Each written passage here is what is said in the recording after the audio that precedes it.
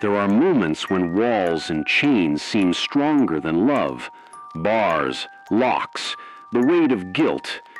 These feel final, and yet sometimes grace finds a way through the hardest places. Sometimes, at the very gates of prison, love still waits with open arms. The prison was an old stone building on the edge of the city. Its gates were tall, black iron, and the air around it always smelled of rust and dust. Families rarely lingered there. Most visits were quiet, filled with shame or resignation. Inside was a man named Elias. Once full of promise, he had fallen into anger, theft, and violence. Years ago, in a drunken rage, he had harmed another man. That single night had changed everything. His reputation shattered, his community turned away, and his family torn apart. He had not seen his father since his sentencing. Elias carried bitterness like a second skin. He replayed his mistakes until they burned like fire in his chest. Some nights, alone in his cell, he whispered into the dark, "I am no longer a son. I am no longer worthy." The day of his release came after many long years. The guards led him to the heavy gate. His hands trembled, not from fear of freedom, but from fear of rejection. He told himself, "No one will be waiting. I have burned every bridge." But as the gates creaked open, Elias froze. There, standing just beyond, was his father.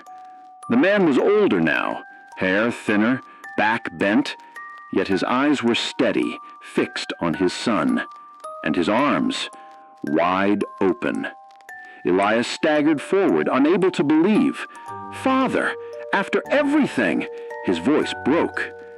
Tears streamed down the old man's face as he stepped forward. Without hesitation, he wrapped his arms around his son, iron chains replaced by human embrace. The guards looked away, moved by the quiet power of the moment. The father whispered, "You were lost, but you are still my son. You were gone, but now you are home." The embrace lasted long, until Elias finally let the weight he had carried fall. For years, shame had convinced him that forgiveness was impossible. But there, at the prison gate, grace shattered the lie. The two walked away together, the old man's hand steady on his son's shoulder. And though the world might still remember Elias as a prisoner, he knew the truth. He was forgiven, embraced, restored. This story is not only about a father and his son, it is about the Father and us. Each of us has known chains, maybe not iron bars, but chains of guilt, of anger, of mistakes that haunt us. We tell ourselves we are beyond redemption, that no one will wait for us at the gate. But God does.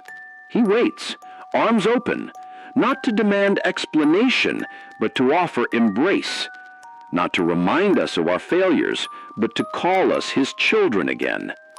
An embrace at the prison gate reminds us no wall is too high, no shame too heavy, no failure too final for the love of God, because grace does not wait until we are perfect. Grace meets us where we are, at the very gates of our prison, and leads us home.